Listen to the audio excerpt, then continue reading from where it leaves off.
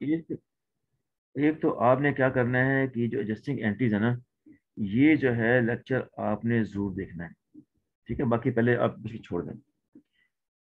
अब हमने ये देखना था कि हमारे पास अकाउंटिंग साइकिल में एडजस्टिंग एंट्री का स्टेप कहाँ पर आता है। तो इसमें हमने ये देखा कि हमारे पास जो है, सबसे पहले हम करते हैं ना, record the business event transaction in the journal. ये हमारी जो है, जिसे कहते हैं ओरिजिनल बुक ऑफ एंट्री, इसको हम कहते हैं, ये हमारी वो है। इसके बाद हम कहते हैं जनाब, हमने इसको जो है लेजर में इसको जो है पोस्ट करना है, ताकि हम इंडिविजुअल अकाउंट का बैलेंस जान सकें। और फिर उसके बाद हमने इसका बैलेंस कैलकुलेट करना है। अगर तो हमारे पास रनिंग बैलेंस है तब तो बैलेंस साथ साथ आ जाएगा।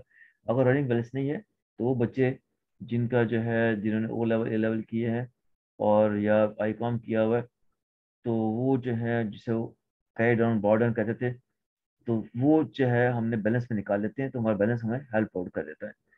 फिर हमारे पास क्या है जनाब, फिर हम इन जो लेजर के बैलेंस होते हैं, इसके बैलेंस उठा के हम बनाते हैं, ट्रायल बैलेंस बनाते हैं। ट्रायल बैलेंस क्यों बनाते हैं? Trial balance is to check the accuracy of debits and credits. ठीक है ना, ये हम इसकी एक्यूरेसी चेक करने के लिए, डेबिट्स एंड क्रेडिट्स की, इसके लिए हम ट्रायल बैलेंस बनाते हैं। जब ट्रायल बैलेंस बन जाता है, फिर हम देखते हैं कि हमारा मंथ एंड है या पीरियड एंड है या ईयर एंड है, जो भी हमारी पॉलिसी है जिसमें हमने एडजस्टिंग एंट्री रिकॉर्ड करनी है। अगर कंपनी की पॉलिसी है कि एडजस्टिंग एंट्री में मंथ एंड पे रिकॉर्ड करनी है, तो मंथ एंड पे रिकॉर्ड कर लेंगे। अगर उनकी पॉलिसी ये है कि हमने ईयर एंड पे रिकॉर्ड करनी है, तो ईयर एंड पे रिकॉर्ड कर लेंगे। राइट। तो इस तरह से जो है, हमने इसकी एडजस्टिंग एंट्री जो है वो रिकॉर्ड करनी है। अब ये है कि एडजस्टिंग एंट्री कितनी तरह की होती है। अच्छा, ये बात अब आप याद रखिएगा कि अगर आपसे ये पूछा जाए कि एडजस्टिंग एंट्री कितनी तरह की होती है, टाइप्स ऑफ एडजस्टिंग एंट्री क्या होती है, तो टाइप्स ऑफ एडजस्टिंग एंट्री में हमारे पास क्या है, पहली जो टाइप ऑफ एडजस्टिंग एंट्री होती है कि हम कुछ जो हमारे एक्सपेंसेस, कुछ जो हमारे जो है ना पेमेंट्स होती है, एक्सपेंसेस को हमारी जो पेमेंट्स होती हैं, वो हम इससे एसेट परचेज करते हैं। लेकिन वो एसेट जो है वो आहिस्ता आहिस्ता एक्सपेंस में कन्वर्ट होते हैं। ठीक है ना। तो इसमें हमारी पॉलिसी होती है कि जब भी हम ऐसी कुछ चीज देते हैं जिसको हमने यूटिलाइज करना होता है, और या जिसने कंज्यूम होना होता है, उसको हम पहले एज एन एसेट रिकॉर्ड करते हैं, फिर जितनी जितनी कंज्यूम होती है उसको एक्सपेंस में कन्वर्ट करते हैं। इस पहले टाइप को कहते हैं कन्वर्टिंग एसेट्स टू एक्सपेंसेस। अच्छा, फिर हमारे पास पॉलिसी क्या होती है कि हम सम टाइम जो है, जब एडवांस में पेमेंट लेते हैं बास क्लाइंट से हम एडवांस में पेमेंट कर देते हैं, तो जो हमारी पेमेंट्स इन एडवांस होती है, उसको हम क्या करते हैं, उस पेमेंट इन एडवांस को जो है हम रिकॉर्ड करते हैं, राइट, एज लाइबिलिटी। इसको एज लाइबिलिटी रिकॉर्ड करते हैं। और जब हम लाइबिलिटी रिकॉर्ड कर लेते हैं, उसके बाद जितनी जितनी हमारी लाइबिलिटी को हम अर्न करते हैं, उसको हमें उस पीरियड एंड पर जाके उसको हमें कन्वर्ट करना पड़ता है अपने रेवेन्यू में। फिर हमारे जो थर्ड टाइप है, उसको कहते हैं एक्रूइंग अनपेड एक्सपेंसिव। अच्छा, यहाँ पे समटाइम एक्रूइंग वर्ड बाद बच्चे भूल जाते हैं या मुश्किल लगता है, तो अगर आप यहाँ पर ये भी लिख देंगे कि रिकॉर्डिंग अनरिकॉर्डेड या रिकॉर्डिंग अनपेड एक्सपेंसेस, तो वो भी ठीक रहेगा। ठीक है ना, रिकॉर्डिंग अनपेड एक्सपेंसेस या रिकॉर्डिंग अनरिकॉर्डेड एक्सपेंसेस भी चलेगा। यहाँ पर लिख देंगे रिकॉर्डिंग अनकलेक्टिव रेवेन्यू, ठीक है ना, या अनरिकॉर्डेड रेवेन्यू। अब लिखें तब भी ठीक है। एक्रूइंग की बजाय अगर यहाँ पे वर्ड आप रिकॉर्डिंग का यूज कर देंगे, तो वो भी हमारे लिए इक्वली गुड है, उसमें कोई नंबर आपका काटा नहीं जाएगा। ठीक है, तो ये हमारे पास चार टाइप्स हैं जो आपको पता होना चाहिए। अच्छा, फिर इसके बाद हमने कुछ देखा था कि इनकी कुछ करेक्टरिस्टिक्स होते हैं, कुछ प्रॉपर्टीज होती हैं। ठीक है, उसमें हमें जो है तीन तो हर एक में होंगी, और चौथी जो है हमारे पास ये है कि अगर जो है हमारी खास तौर पे अगर हम जो है वो फॉलो कर रहे हैं, ट्रायल बैलेंस को लेकर हमारे पास है, प्रैक्टिकल लाइफ में तो ट्रायल बैलेंस हमारे पास आता ही आता है, उसी को देखे फॉलो करना होता है। हमने हमने कहा कि एक तो एंड ऑफ पीरियड होता है, इसमें तो कोई डाउट नहीं है, हर जगह ये लिखा हुआ एंड ऑफ पीरियड होता है, बिकॉज होती है जैसी घंटी एंड ऑफ पीरियड होती है। फिर जो एक चीज जो है वो मैंने आपको बताई थी खास तौर पे, इसमें कभी भी जो है कैश अकाउंट डेबिट या क्रेडिट नहीं होता। जो बच्चा जो है एडजस्टिंग एंट्री कर रहा है, देखें, अगर आप में से कोई भी बच्चा एडजस्टिंग एंट्री रिकॉर्ड कर रहा है, और वो एडजस्टिंग एंट्री रिकॉर्ड करते हुए ये कहता है कि जनाब कैश डेबिट या क्रेडिट है, तो इसका मतलब ये है कि वो एडजस्टिंग एंट्री नहीं है, उसके नंबर पूरे के पूरे कट जाएंगे, उसके नंबर पूरे के पूरे कट जाएंगे। अब और फिर थर्ड इसकी क्या है, थर्ड इसके है कि अगर आपको अकाउंट्स पता है, बैलेंस शीट में कौन कौन से अकाउंट्स होते हैं। बैलेंस शीट में हमारे पास जो है कैपिटल होता है, लाइबिलिटीज होती हैं और एसेट्स होते हैं। अब एडजस्टिंग एंट्री में अगर हमने डेबिट जो है किसी भी बैलेंस शीट अकाउंट को किया है, तो क्रेडिट हमेशा इनकम स्टेटमेंट अकाउंट होगा। क्योंकि नॉर्मल ट्रांजेक्शन में तो हम जाहिर है अगर हमने कैश रिसीव किया, रिसीवेबल से हम रिकॉर्ड करते हैं, कैश डेबिट रिसीवेबल क्रेडिट दोनों debit sheet balance sheet account होते हैं, राइट जी। तो लेकिन यहाँ पर हम क्या करेंगे, हमारे पास ऑलवेज एक बैलेंस शीट अकाउंट होगा और एक इनकम स्टेटमेंट अकाउंट होगा। अगर बैलेंस शीट अकाउंट डेबिट हुआ है तो इनकम स्टेटमेंट अकाउंट क्या होगा, वो क्रेडिट होगा। अगर इनकम स्टेटमेंट अकाउंट डेबिट हुआ है तो बैलेंस शीट अकाउंट क्रेडिट होगा। ये हम एग्जांपल अभी सारे अभी करेंगे, आप देखना सारे एग्जांपल करेंगे, ठीक है। और फिर जो है अगर आपके पास जो है अनएडजस्टेड ट्रायल बैलेंस गिवन है, तो जो भी ट्रांजेक्शन आप रिकॉर्ड करने लगे हैं उसको आप एक दफ़ा ज़रूर चेक करेंगे कि हमारे पास इसकी जो है एंट्री अवेलेबल है या नहीं, इसकी अमाउंट कितनी आ रही है। ये जो है हमारे पास ये चीज़ें आपने बड़े गौर से देखनी है। मैं क्विकली आगे चलता हूँ ताकि हम जो है इसको कवर कर लें। रिकॉर्डिंग मेरे पास जो है प्रोसेस है। तो आप जो है अब ये हम रजिस्टरिंग एंट्री क्यों करते हैं कि हमने मैचिंग प्रिंसिपल फॉलो करना होता है, ताकि revenue of the same period should be match with the expenses of the same period. ये मैचिंग करने के लिए हमने इसलिए M2 3 4 5 के, बिकॉज हमारा हर रेवेन्यू जो है, जो उस रेवेन्यू को अर्न करने के लिए जो एक्सपेंसेस हमने इंकर किया है उससे उसको मैच होना चाहिए, राइट। अब हम ये जो चार तरह की हमारे पास जो है, अब जो एडजस्टिंग एंट्रीज हैं इसकी हमने अब यहाँ पर अपने पास एंट्री रिकॉर्ड करनी है, ठीक है। तो वो जो एंट्री हमने अपने पास रिकॉर्ड करनी है, वो हमने कैसे रिकॉर्ड करनी है वो मैं बताता हूँ।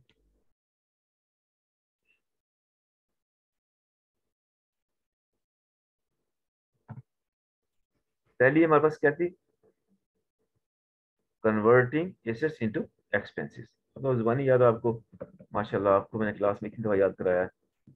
तो अब अगर हमने, हमारे पास जो है अगर ये पार्शल अनएडजस्टेड बैलेंस है जिसमें प्रीपेड रेंट 60,000 आ रहा है, अनएक्सपायर्ड इंश्योरेंस जो है आ रही है, और इसके बाद ऑफिस सप्लाईज आ रही है 15,000 की। तो अब मैंने जानबूझ के यहाँ पर जो है ना किसी एसेट की या व्हीकल की एग्जांपल नहीं दी, क्योंकि हमने अब डिटेल से डेप्रिसिएशन चैप्टर पढ़ लिया है। डेप्रिसिएशन चैप्टर में हमने जो है जो चीज़ें पढ़ी हैं, डेप्रिसिएशन कैसे रिकॉर्ड करनी है, स्टेटमेंट मेथड क्या होता है, डबल डिक्लाइनिंग बैलेंस मेथड क्या होता है, उसके बाद फिर ईयर डिजिट मेथड क्या होता है, और फिर इसके साथ साथ हमने ये देखा था कि हमारे पास जो है वो यूनिट ऑपरेशन मेथड क्या होता है, ठीक है। ये बेटा आपने ये जो मेरी रिकॉर्डिंग है एसेट वाली, अगर वो रिकॉर्डिंग, अगर वो वीडियो आप देख लेंगे तो मुझे 90% उम्मीद है आप जो है क्वेश्चन अटेम्प्ट करते हुए गलती नहीं करेंगे। बेटा सिर्फ गौर से देखना है, एक एक पॉइंट को नोट करना है, उसको आपको देखना है। अब ये एग्जांपल मैं देता हूँ, जब हमने जब रेंट पे किया तो हमने देखा कि prepaid rent debit cash credit, unexpired insurance ली तो अनएक्सपायर्ड डेबिट कैश क्रेडिट, फिर ऑफिस सप्लाईज जो हैं वो जो हैं डेबिट है तो कैश क्रेडिट है, और ऑफिस इक्विपमेंट डेबिट है तो कैश क्रेडिट है। इसकी एग्जांपल नहीं करेंगे। अब एडजस्टिंग एंट्री हमने कैसे रिकॉर्ड करनी होगी, अब जल्दी से बच्चा कौन बताएगा कि हमारे पास जो है अगर प्रीपेड रेंट जो है हमने 1 जनवरी को जो है पे किया है, जनवरी एंड हो गया है, तो इसकी एडजस्टिंग एंट्री जनवरी के आखिर में, क्योंकि हमने ये 6 मंथ का रेंट पे किया था, तो 1 मंथ में हमने जब इसकी एजेंसी की एंट्री रिकॉर्ड करनी है तो क्या एडजस्टिंग एंट्री रिकॉर्ड करेंगे, कौन सा बच्चा बताएगा, शाबाश।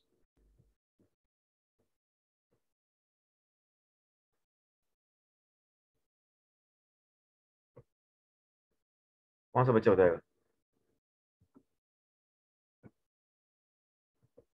मेरे ये एग्जाम में क्वेश्चन आया हुआ है। फिर क्वेश्चन रिपीट करें। हमने रेंट जो है 1 जनवरी को पे किया है, राइट। 1 जनवरी को हमने रेंट पे किया है, और हमने रेंट पे किया 60,000 का रेंट पे किया। जब हमने रेंट पे किया उसके लिख दिया हमने कैश, प्रीपेड एंड डेबिट और कैश क्रेडिट, कैश पे कर दिया, इधर एसेट हमारा कम हो गया, एक एसेट हमारा इंक्रीज हुआ, दूसरा एसेट हमारा डिक्रीज हो गया। हमने देखा ठीक है। प्रीपेड एंड, ये हमारा प्रीपेड भी एसेट है, वो भी डेबिट हो गया, और अदर एसेट हमारा क्रेडिट हो गया। अब इस 60,000 में से जब एक महीना गुजर गया तो अब इसका मतलब है कि 1 मंथ का जो है हमारा जो रेंट है वो कंज्यूम हो गया। जी हो गया। हो गया जी। जब 1 मंथ का रेंट कंज्यूम हो गया तो हमें क्या करना पड़ेगा, हमें इसको लिखना पड़ेगा। क्रेडिट करेंगे ना। जी शाबाश, प्रीपेड एंड क्रेडिट डेबिट किसको करेंगे? डेबिट करेंगे आप रिमेनिंग जो आपका रेंट रह गया। शाबाश। हमारा 1 महीने का एक्सपेंस हो गया ना, तो क्या सर रिकॉर्ड करेंगे हम? तीन बार होगी ना?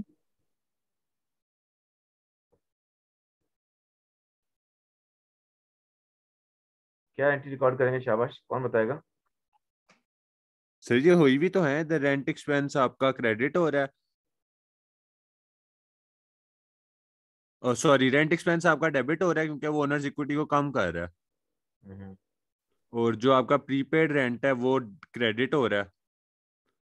बस बेटा ये एंट्री है ना, तब तभी मैं पूछ रहा था। ये एंट्री हमारे पास है। तो अब मुझे ये बताएं कि ये तो आपने मैंने दिखा दिया। अब अगर फर्ज करें कि हमारे पास जो है सेकंड एंट्री की बात करता हूँ, अगर हमने जब इंश्योरेंस पे की 1 साल की, तो हमने लिखा कि अनएक्सपायर्ड इंश्योरेंस डेबिट और कैश क्रेडिट। अब 1 महीने बाद कितनी इंश्योरेंस हमारी जो है वो अ, जो कंज्यूम हो चुकी होगी, और उसकी एंट्री हम क्या रिकॉर्ड करेंगे? सर वही बात है कि इंश्योरेंस वो एक्सपेंस डेबिट आपका करेंगे क्रेडिट सर। हो जाएगा। डेबिट क्या होगा, और क्रेडिट सर क्या होगा? सर सर उसे इंश्योरेंस क्रेडिट करेंगे एक्सपेंस 1000 जो होगा, जो यूज होगी मतलब मंथ की, हम्म। वो जो बकाया होगी वो अपना डेबिट हो जाएगी। नहीं शाबाश। सर, इंश्योरेंस एक्सपेंस एक्सपेंस जो है वो आपका डेबिट होएगा और जो प्रीपेड है वो आपकी क्रेडिट होएगी। वेरी गुड, अनएक्सपायर्ड क्रेडिट हो जाएगा। शाबाश, गुड। ठीक है ना? सर ये ठीक है, आप ये कह रहे हो। अब जो थर्ड है हमारे पास, मैं आज चौथी पे नहीं जाऊंगा। थर्ड, सप्लाईज हमने कंज्यूम कर ली। फर्ज करें सप्लाईज हमने ली थी 15,000 की, 50,000 सप्लाई थी, उसमें से आउट ऑफ 50,000 हमने कंज्यूम कर ली। 3,500 सप्लाईज हमने कंज्यूम कर ली। तो हम क्या एंट्री रिकॉर्ड करेंगे? जितनी हमने सप्लाईज कंज्यूम कर ली उसको हम एज एक्सपेंस रिकॉर्ड करेंगे। और अनएक्सपायर्ड, सॉरी, जितनी ऑफिस सप्लाईज, उसको हम क्रेडिट कर देंगे। इससे हमारा ये इससे कम हो जाएगा और एक्सपेंस बढ़ जाएगा। मैंने जैसे कहा था कि एडजस्टिंग एंट्री में ऑलवेज हमारे पास एक जो है हेड क्या होगा, एक हेड हमारे पास जो है वो इनकम स्टेटमेंट से होगा, और दूसरा हेड हमारे पास जो है वो किससे होगा? बैलेंस शीट से होगा। सरप्राइज एक्सपेंस इनकम स्टेटमेंट से आता है, ज़ाहिर है इनकम स्टेटमेंट में हमारे पास रेवेन्यू होते हैं और एक्सपेंस होते हैं। और जो है ऑफिस सप्लाईज हैं वो हमारे एसेट है, एसेट को हमने क्रेडिट कर दिया। ठीक है? यहाँ तो कोई प्रॉब्लम, कोई इशू? ऑफिस इक्विपमेंट की एंट्री मैं आपको नहीं करा रहा क्योंकि आपने डिटेल से डेप्रिसिएशन जो है वो पढ़ ली है। वो आप देख लीजिएगा दोबारा से कि हमने कैसे रिकॉर्ड करना है, डेप्रिसिएशन एक्सपेंस डेबिट करना है और क्यूमुलेटिव डेप्रिसिएशन क्रेडिट करना है। ठीक है बेटा?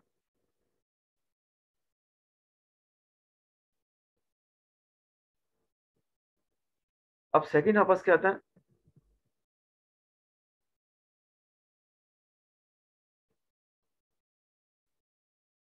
ये तो आपस कन्वर्टिंग एसेट इनटू एक्सपेंस। जी। सेकंड आपस क्या था? Converting liabilities to revenue. इसी एग्जांपल कौन बताएगा?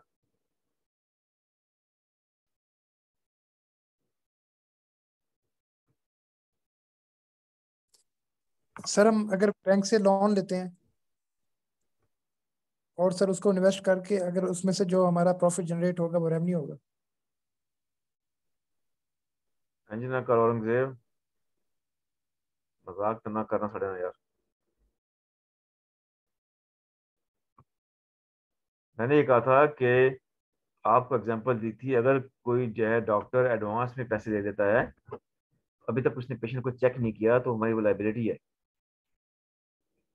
और जब वो लाइबिलिटीज को जो है वो उसने उसको रिकॉर्ड कर लिया, उसने कैश डेबिट किया और अनअर्न्ड रेवेन्यू को क्रेडिट किया। देखे ना, अगर आपको याद है, अब हमारे पास जो एडवांस होता है वो हमारा, अभी हमने रेवेन्यू अर्न नहीं किया होता, तो उसको जब तो अर्न करेगा, रियलाइजेशन प्रिंसिपल्स को हम फॉलो करते हैं।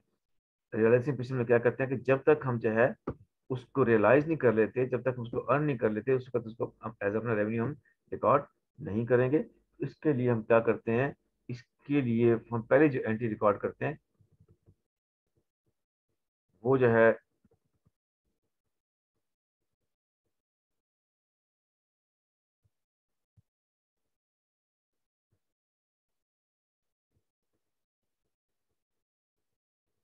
जब कैश हमारे पास आया, कैश डेबिट कर दिया और अनअर्न्ड रेवेन्यू क्रेडिट कर दिया। अब अगर मैं ये कहूँ कि आपने मंथ एंड पे देखा कि आउट ऑफ 35,000 आपने 20,000 जो है वो रियलाइज कर लिया है, वो अर्न कर लिया है। ठीक है, आपने 20,000 रेवेन्यू जो है वो अर्न कर लिया है। तो जब वो आपने रेवेन्यू अर्न कर लिया तो आप जो है क्या लिखेंगे, ये वो अनअर्न तो नहीं रहा ना, वो तो आपने अर्न कर लिया। एडजस्टिंग एंट्री क्या रिकॉर्ड करेंगे आप?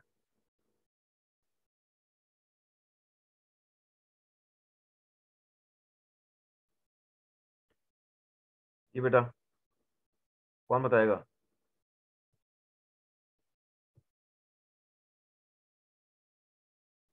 इसके बाद जब मैं सवाल आपको देने लगा हूँ, उस सवाल के मैं आपको नंबर आपके फाइनल में ऐड करूंगा जो बच्चा सही जवाब देगा, इसलिए सोच लें आप।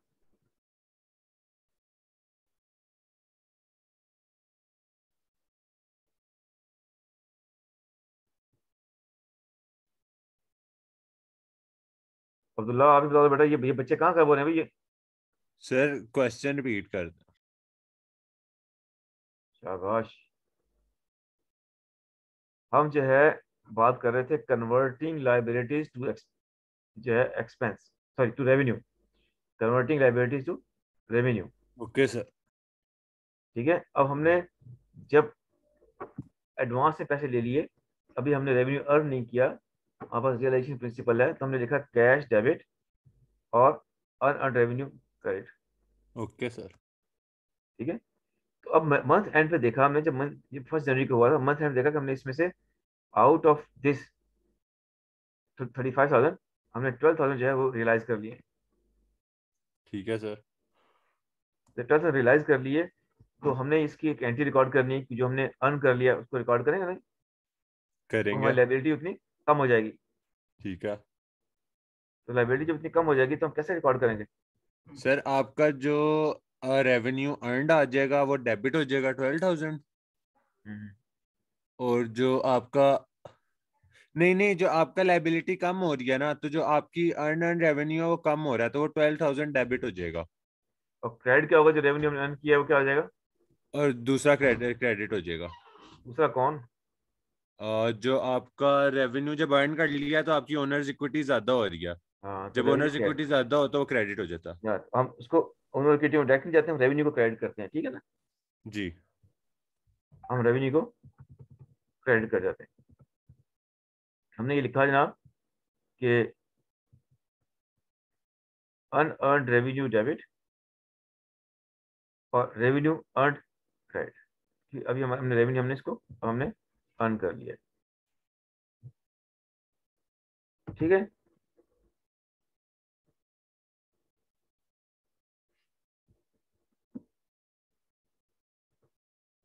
अब जो है ये मैं एक क्वेश्चन पूछ रहा हूँ, और वो जो क्वेश्चन जो बच्चा सही मिलकर जवाब देगा उसका फाइनल में मैं जो है एक नंबर ऐड करूंगा, अभी अपने लिख लूंगा मैं और कंफर्म करूंगा। ठीक है सर। अब आपने सोच के मुझे जवाब देना है, क्योंकि एक नंबर फाइनल में जो है बड़ा काउंट करता है, बहुत इंपॉर्टेंट होता है। Okay sir. Okay sir. गौर से सुनना आपने कि मेरा क्वेश्चन क्या है, फिर मैं कहना एक नंबर आपका जो है फाइनल में आपको मैं दे रहा हूँ। यहाँ पर एक्रूइंग अनपेड एक्सपेंसेस या रिकॉर्डिंग अनपेड एक्सपेंसेस, और एक्रूइंग अनकलेक्टेड रेवेन्यू या रिकॉर्डिंग अनकलेक्टेड रेवेन्यू। इसकी एक एग्जांपल जो बताएगा एक नंबर उसका है, इसकी एक एग्जांपल जो बताएगा एक नंबर उसका है। लेकिन मैं किसी को कोई जो है इसके में जब तक आप बताने देंगे मैं कोई हेल्प नहीं करूंगा। सर अनपेड एक्सपेंसेस और अनकलेक्टेड रेवेन्यू दोनों की। जी जी, एक नंबर इसका है, सर जो इसका सही एंट्री बताएगा हैंड रेज करें, जो पहले जो हैंड रेज पहले उसको मैं कर दूंगा। सर मुझे हैंड रेस करना ही नहीं आता। चलो आपने वैसे बोल दो आप। सर रिकॉर्डिंग, आपके जो अनपेड रिकॉर्डिंग। एक्सपेंसेस, जी बेटा।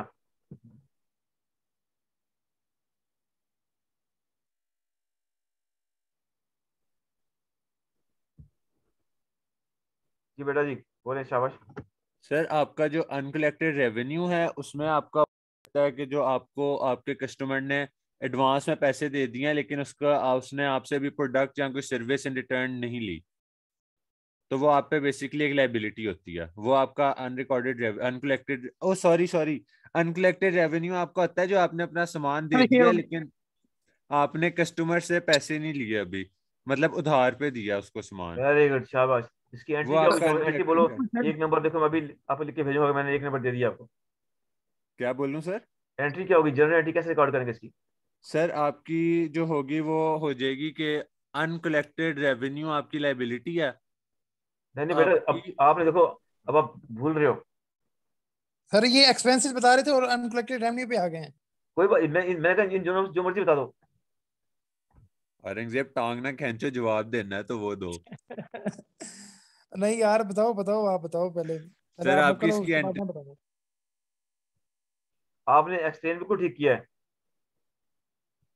आपने सर एक आपका आ जाएगा रेवेन्यू अनकलेक्ट एक्रूड रेवेन्यू अर्न्ड,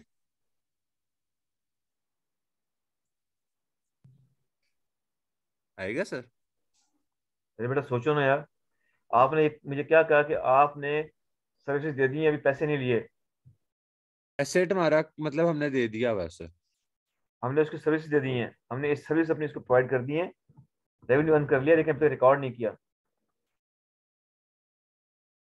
ये कहा ना आपने बेटा? जी जी सर। और एक आपने हैंड रेज किया हुआ और एक औरंगजेब ने हैंड रेज किया हुआ।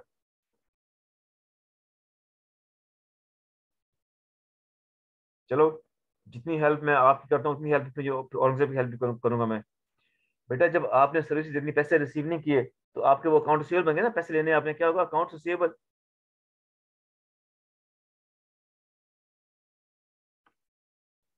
आवाज आ रही है आपको मेरी?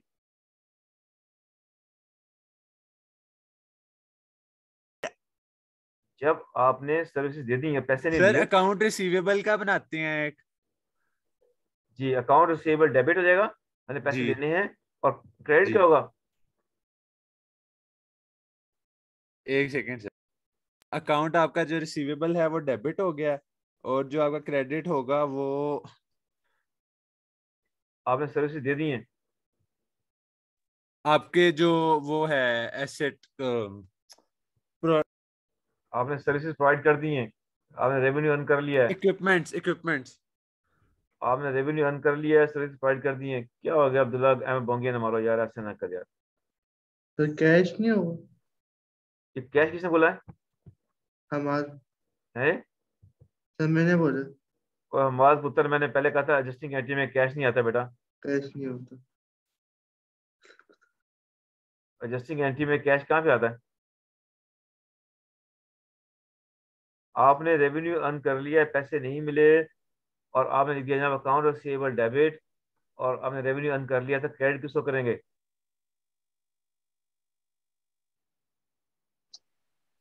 Not receivable. ओ मैं तेरी ऐसी तैसी में तुझे। Sales sir sales. Revenue earn, revenue earn. हाँ रेवेन्यू अर्न यार, मैं तुम्हें कैसे बताऊं? पूरा तुमको सारा बताया जा रहा हूँ यार। ठीक है ना? सर ये मिलके हमारी इज्तिमाई मेहनत ही 0.5 देते हैं। चलो फिर आप ऐसे करो ना, अब तुम्हारी मेहनत इससे भी करो कि आपके कुछ एक्सपेंस जो हैं वो वो इंकर हो चुके हैं। एक्सपेंस आपके इंकर हो चुके हैं, लेकिन आपने अभी पे नहीं किए। तो मैचिंग प्रिंसिपल ये कहता है कि हमें मैच करना, बेशक आप पे किया है या नहीं किया है, आपका जो एक्सपेंस तो रिकॉर्ड होना चाहिए ना। ठीक है ना? आपका एक्सपेंस तो रिकॉर्ड होना चाहिए ना।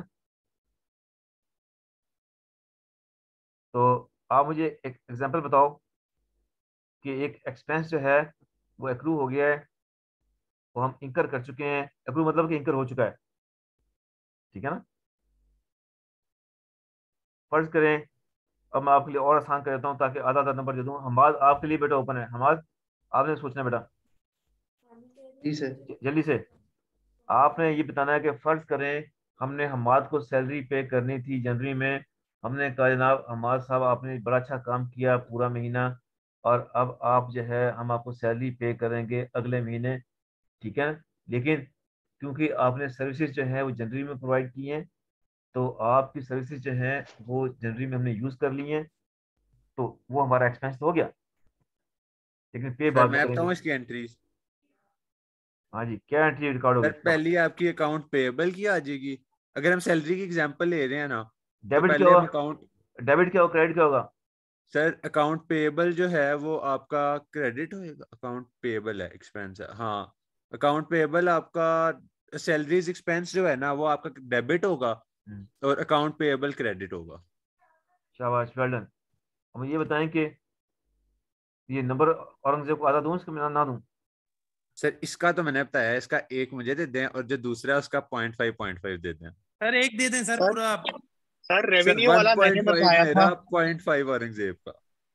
सर मैं भी सर देता हूँ कोई रेवेन्यू एग्जांपल वाला आपको। मैंने बताया था। कौन बोल रहा है ये? सर हसन नहीं को नहीं, भी दें। सॉरी। हसन, औरंगजेब और अपना अब्दुल्ला, इनके एक एक नंबर सर सर मैं मेरे बता दो रहा बनते हैं। मैंने तो सर यार एक्सपेंस का भी बताया है। एक मिनट ठहरो ठहरो, मैं लिख लेता हूँ। हूं। हसन, अब्दुल्ला एंड औरंगजेब। चलो हम ऐसा करते हैं ना, तीनों को एक एक नंबर देते हैं, और आधा नंबर मैं देता हूँ थैंक हमाद यू को। सर। सर थैंक मैंने यू तो सर। एक्सपेंस का भी बताया है पूरा। Thank you sir. हमाद ने भी पार्टिसिपेट किया है, तो आधा सर नंबर मैंने हमाद का है। एक्सपेंस का पूरा बताया, मुझे थोड़े से ज्यादा तो होने चाहिए। एक मिनट, पता ठहर जा, सफर करना अब्दुल्ला, अभी सफर करो। अभी आपके लिए एक और जो है, ये मैं पहले लिख लूँ अपने पास ना, ताकि मैं भूल ना जाऊँ। अच्छा जनाब, एक हमारे पास औरंगजेब,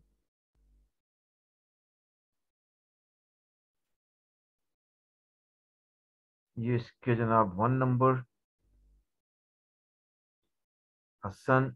हसन बेटा, आपका रोल नंबर क्या है? मिसने कर दूंगा। सर 2111445। 2111445। एक नंबर जो है हसन का हो गया, और अब्दुल्ला का 1.5 हो गया। चलो हम बेईमानी नहीं करते, अब्दुल्ला ने बहरहाल दोनों में कंट्रीब्यूट किया, सही एग्जाम्पल दिया, और हमाद का हाफ हो गया।